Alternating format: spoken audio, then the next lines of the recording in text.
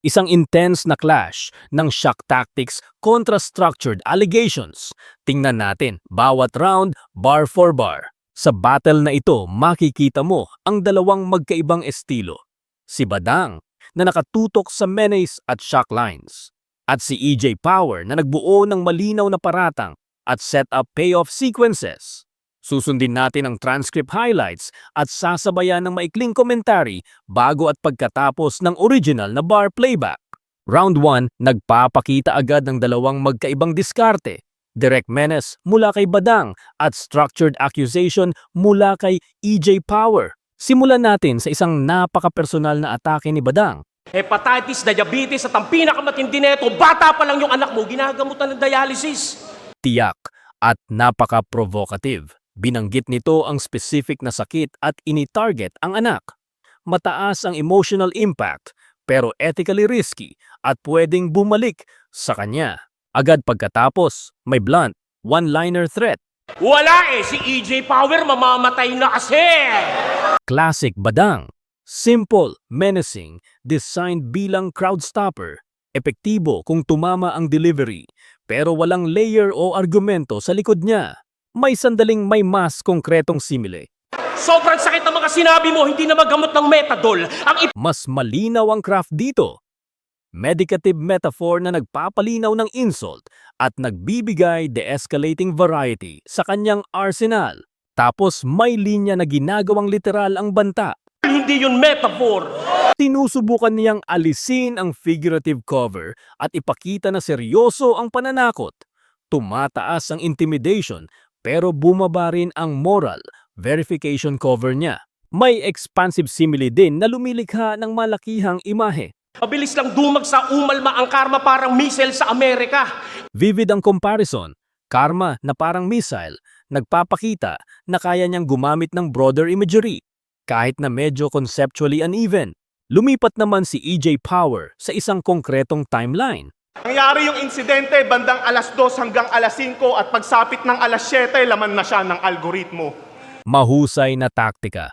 Time-stamped narrative plus algorithm framing na gumagawa ng allegation na tunog, modern at verifiable sa mga nakakaintindi ng social media. Sumunod ang pinaka-direct na paratang ni EJ. Ay, rapist ka pala. Palinaw na paratang. Malaking reputational hit sa transcript. Mataas ang impact pero legal at ethical risk kung walang corroboration. May rhetorical question na nag-collapse ng argument niya. Hindi ka nakascore kasi sa pamangkin nagsumbong? I'd set up payoff. Pinagsama-sama ni EJ ang premise para gawing isang devastating linya. Teknikal na malinis at nakakabawas ng counterplay. At may isang compact insinuation na nagpapatibay sa theme. Paborito niyang pasyalan na garden, kindergarten. Mukling location-based image na nagpapatibay ng predation angle. Madaling ma-visualize at tumutulong sustain ang momentum ng paratang. Winner, EJ Power. Clear margin. Confidence, medium. EJ Power ang kinuha ng round 1 dahil nag-construct siya ng mas malinaw na mga setup payoff at nag-stack ng reputational payoffs. Si Badang nakadepend sa frequent shock at menace na memorable pero walang finesse at walang sapat na rebuttal coverage sa turn na ito. Tandaan, dahil ang delivery at crowd reaction hindi ganap na nakuha sa transcript, medyo bumababa ang final confidence. Round 2, mas nag-shift sa defensive Badang, acquittal plus chance, habang si EJ gumagawa ng multi-angle wordplay at isang thematic closer. Una, isang grotesque emasculation metaphor mula kay Badang. Kaya ano pakiramdam? Yung tipong may itlog ka pero naka-napkin ka. Feeling mo dalaga ka kahit wala kang regla, ano ka? Concrete at brutal, nakatarget sa pagkawo. Documented na malakas ang crowd effect at malinaw kung bakit ginagamit niya ang tactical emasculation. May isang napaka-provocative closing command.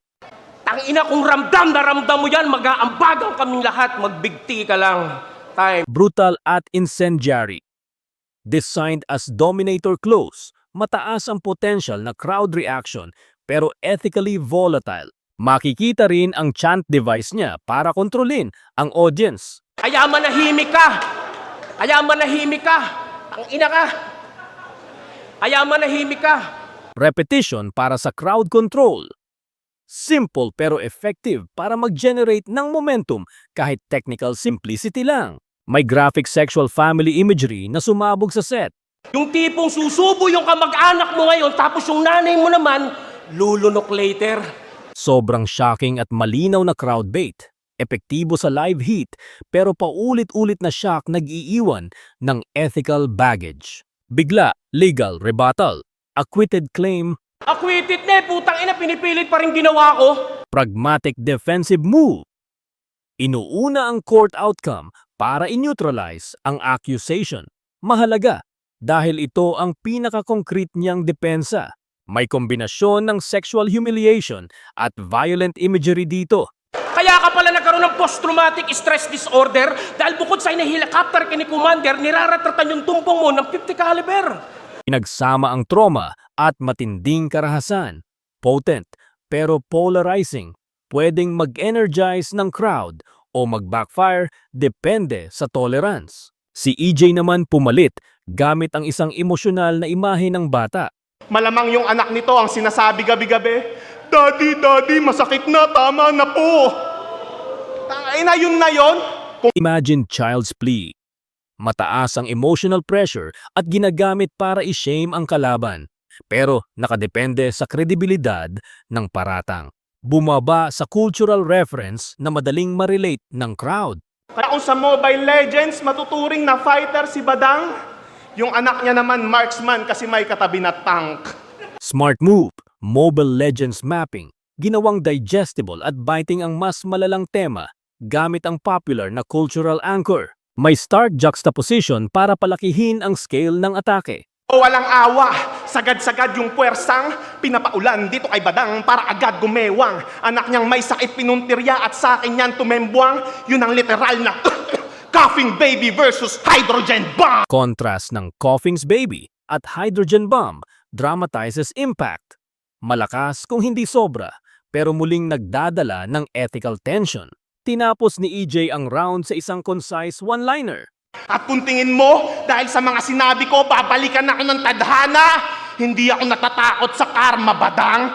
I am the karma! I am the karma style closer, clean, thematic at madaling tandaan. Mahusay na way to cap the turn. Winner, EJ Power. Slight margin, confidence, medium. Round 2 mas close pero pumabor kay EJ dahil sa variety ng angles at mas malinis na wordplay at persona lines. Si Badang umasa sa blunt rebuttal at chant-based momentum na effective live pero technically simpler at may clarity issues. Round 3 parehong nag-escalate. Badang nag-defend at nagpapatuloy sa menas. EJ nag-assemble ng character killer sequence at institutional critique. Badang nag-try i-reclaim ang legacy niya dito. Ako nga nag-trending ang flip-top sa buong mundo simula nung ulo ko'y pinitpit. Boast na strategic. Ginagamit niya ang contribution credibility bilang pangtapat sa reputational attack. Effective kung tatanggapin ng crowd. May isang konkretong anecdote na sinasabi ni Badang. Pero nung hinawakan ni Bitrom yung kwelo niya, tangina, nginig na nginig. Nung Specific detail ang nagpapalakas ng claim. Mas convincing ito kaysa sa generic insult dahil parang observational evidence. Isang creative metaphor naman ang lumabas. Kasi ganun ako kalupit kahit putek, kaya kong gawing konkreto. Nice imagery. Mud turned into concrete. Pinapakita na kaya niyang mag-deliver ng crafted lines bukod sa shock. Muli, nagpapatunay si Badang gamit ang legal framing. Kaya kahit sabihin yung rapist ako, manyakis ako, hindi na patunayan yan sa korte. Mahusay na mitigation tactic. In-emphasize niyang walang napatunayan sa korte, kaya practical at direkta ang rebuttal na ito. EJ tumama ng public execution metaphor. Ba't di ka nalang manahimik dahil ito'y public execution yung leeg mo pinipilipi? Very strong visual and rhetorically final. Sa transcript ito nagbabasa na parang round-ender dahil sa visceral na imahe. May protective hypothetical na nagpapakita ng kanyang moral stance. Dahil kung yung anak ko yung ginalaw mo, promise, ako yung makukulong. Parental protection framing. Nakakakuha ng empathy at nagpapakita ng intensity ng motibasyon pero ipinapakita rin ang warrant sa matinding rhetoric. Isang theatrical brag nakadrop bilang character beat. Men, EJ Power ng body bag ng rapist. Character development. Clever meta-lining, mix ng violent metaphor at persona development na madaling tandaan at performance-friendly. May sarcastic visual gag na nagmock ng persona ng kalaban. At ang pinaka-tribute na mabibigay ng buong hip-hop sa iyong tang-ina mo ka, ay dadalo kami sa lamay mo suot yung iconic mong damit na pula. Specific visual attending his wake in his iconic red doubles as mockery at effective closure sa persona attack. EJ nag-elevate ng issue sa institutional critique. Ikaw ang buhay na patunay na bulok yung hustisya sa Pinas. Pinapalawak nito ang atake mula personal patungong societal. Gumagawa ng mas malaking frame para ang paratang ay mag-resonate beyond fandom. At may neat semantic flip para putulin ang sentimental defense. Badang kung mahal ka talaga ni Master, ba't pinagmamaster ka lang niya sa studio? Tight wordplay. Simple pero mapanira sa argument ng kalaban. Magandang halimbawa ng EJ's technical variety. Winner, EJ Power. Clear margin, confidence, medium. Round 3 pumabor kay EJ dahil sa mas dense at varied sequence ng punchlines, crowd exposure tactics, at institutional framing. Si Badang meron pa ring strong live heat at ilang crafted moments, pero overall nag-trade siya ng craft para sa shock at paulit-ulit na menace. EJ Power wins the battle, 3-0. EJ Power 3, Badang 0. Editorially, EJ Power ang tumama ng mas consistent na construction, setup payoff, angle shifts, at ilang reputation-focused payoffs na sa transcript nagbabasa bilang round enders. Badang ang nagbigay ng immediate heat sa pamamagitan ng menace at crowd control, pero paulit-ulit at kulang ang rebuttal coverage. Confidence is medium kasi maraming malalaking paratang ni EJ na hindi na-verify sa transcript at dahil nakadepende rin ang impact sa live delivery at crowd reaction. Kung nagustuhan nyo ang breakdown, ishare ang paborito nyong moment sa comments. At panoorin ninyo ang original na playback para maramdaman ang delivery at crowd energy na hindi ganap nakukuha ng papel lamang.